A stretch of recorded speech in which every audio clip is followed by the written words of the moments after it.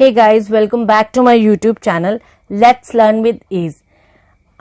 कैसे हैं आप सब? आई होप आप सब बहुत अच्छे होंगे और बहुत अच्छे से अपनी पढ़ाई भी कर रहे होंगे। आज की मेरी वीडियो पिछली वीडियो की तरह ही इंडियन ज्योग्राफी के ऊपर बेस्ड है, जिसमें मैंने इंडियन ज्योग्राफी के भौगोलिक विस्तार के बारे में बताया है और उससे रिलेटेड आज कुछ एमसीक्यूज को भी इसमें इंक्लूड किया है। तो चलिए स्टार्ट करते हैं आज की इस वीडियो को। भारत के केंद्र शासित प्रदेश। भारत में 8 केंद्र शासित प्रदेश हैं और 28 राज्य हैं। मेरी पिछली वीडियो में मैंने राज्यों के बारे में और उनकी कब स्थापना हुई है इसको बताया था। तो अभी भारत के केंद्र शासित प्रदेशों के बारे में बात करते हैं। पहला है दिल्ली, ये भारत की राष्ट्रीय राजधानी भी है। दूसरा है अंडमान और निकोबार द्वीप समूह। तीसरा चंडीगढ़, जो पंजाब और हरियाणा 2 राज्यों की राजधानी है। चौथा दादरा और नगर हवेली एवं दमन और दीव। पहले दादरा और नगर हवेली और दमन और दीव अलग अलग केंद्र शासित प्रदेश थे, लेकिन 26 नवंबर 2019 को इन्हें एक ही बना दिया गया और 26 जनवरी 2020 से ये प्रभावी हुए हैं। 5वां है लक्षद्वीप, 6ठा है पुदुचेरी, 7वां है जम्मू और कश्मीर। जम्मू और कश्मीर भी पहले भारत का एक राज्य हुआ करता था, लेकिन इसे अब केंद्र शासित प्रदेश बना दिया गया है। 5 अगस्त 2019 को इसे केंद्र शासित प्रदेश घोषित किया गया और 31 अक्टूबर 2019 से ये प्रभावी हुआ है। 8वां है लद्दाख। लद्दाख को जम्मू कश्मीर से ही अलग किया गया और 8वां केंद्र शासित प्रदेश बनाया गया है। ये भी 5 अगस्त 2019 को घोषित हुआ था और 31 अक्टूबर 2019 से प्रभावी हुआ। क्षेत्रफल की दृष्टि से भारत का सबसे बड़ा राज्य है राजस्थान और क्षेत्रफल की दृष्टि से भारत का सबसे छोटा राज्य जो है वो है गोवा। तो चलिए अब इनसे रिलेटेड एमसीक्यूज को डिस्कस कर लेते हैं। फर्स्ट है, निम्नलिखित में से किन राज्यों से होकर कर्क रेखा गुजरती है? कर्क रेखा जो है वो भारत के 8 राज्यों से होकर गुजरती है।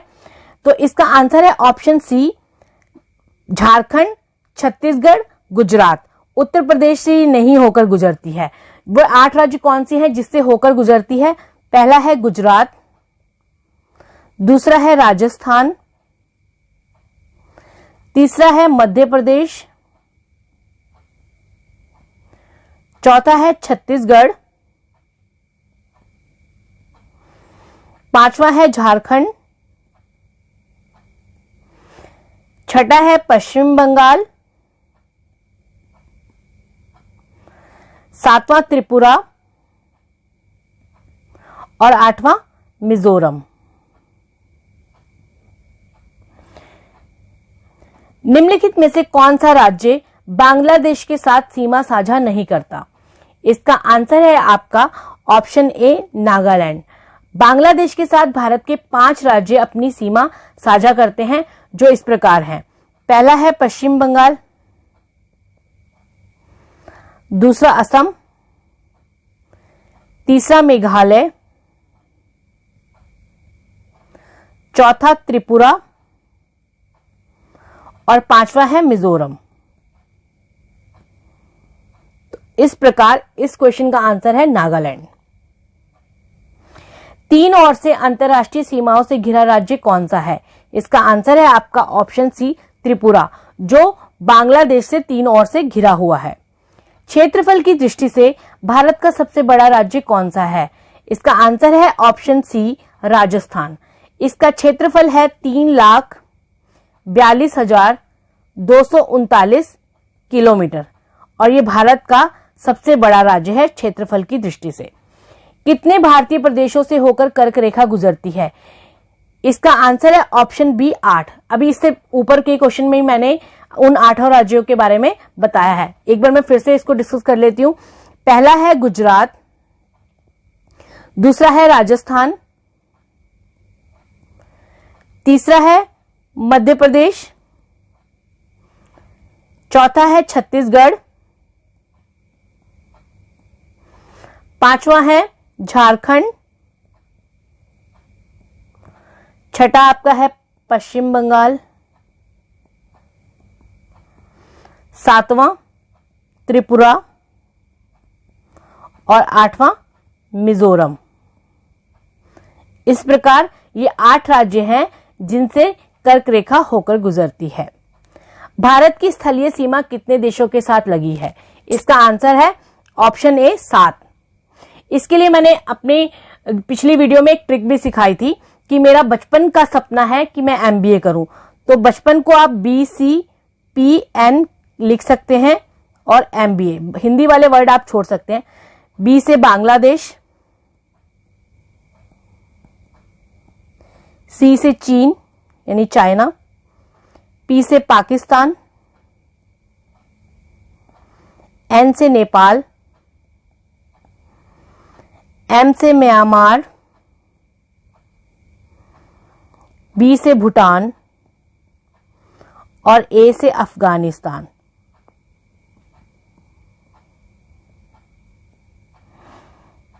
नेक्स्ट क्वेश्चन है, निम्नलिखित में से किस देश को लैंड ऑफ थंडरबोल्ट कहा जाता है? इसका आंसर है ऑप्शन डी, भूटान को। भारत का सुदूरस्थ दक्षिणी बिंदु कौन सा है? इसका आंसर है आपका option C, Indira point. Bharat के राज्यों का निम्नलिखित में से कौन सा एक जोड़ा जो सबसे पूर्वी और सबसे पश्चिमी राज्य को इंगित करता है? तो इसका आंसर है ऑप्शन डी, अरुणाचल प्रदेश और गुजरात। सबसे पूर्वी राज्य अरुणाचल प्रदेश है और सबसे पश्चिमी राज्य गुजरात है। मैकमोहन रेखा सीमा रेखा बनाती है किसके साथ? तो इसका आंसर है आपका ऑप्शन ए, भारत और चीन के साथ। ये सीमा रेखा कब बनाई गई थी? ये बनाई गई थी 27 अप्रैल 1914 में। भारत का दक्षिणतम बिंदु कहां पर स्थित है? जैसे कि आपको पता है कि भारत का दक्षिणतम बिंदु जो है वो इंदिरा पॉइंट है और वो आपका बड़ा निकोबार में स्थित है, इसलिए इसका आंसर ऑप्शन बी होगा, बड़ा निकोबार, जिसे ग्रेट निकोबार भी बोला जाता है। भारतीय मानक समय यानी इंडियन स्टैंडर्ड टाइम और ग्रीनविच मध्य समय में कितना अंतर पाया जाता है? इसका आंसर है ऑप्शन बी, 5 घंटे 30 मिनट का। यानी कि जो इंडियन स्टैंडर्ड टाइम है वो 5.5 घंटे आगे चलता है ग्रीनविच मध्य समय से। निम्नलिखित में से किस देश की भारत के साथ सबसे लंबी स्थलीय सीमा है? इसका आंसर है ऑप्शन डी, बांग्लादेश। इसकी जो स्थलीय सीमा है वो आपकी 4096.7 किलोमीटर है। क्षेत्रफल की दृष्टि से कौन सा केंद्र शासित प्रदेश सबसे छोटा है? इसका आंसर है ऑप्शन सी, लक्षद्वीप, जो 32.62 किलोमीटर है। भारतीय उपमहाद्वीप मूलतः एक विशाल भूखंड का भाग था जिसे क्या कहा जाता था? इसका आंसर है option D, Gondwana land. Thanks for watching my video. I hope ये वीडियो आपको अच्छी लगी होगी और आपके लिए हेल्पफुल भी रहेगी। मिलते हैं नेक्स्ट वीडियो में, तब तक पढ़ते रहिए और नया कुछ सीखते रहिए। And please do like, share and subscribe to my YouTube channel which is Let's Learn with Ease. Bye, take care.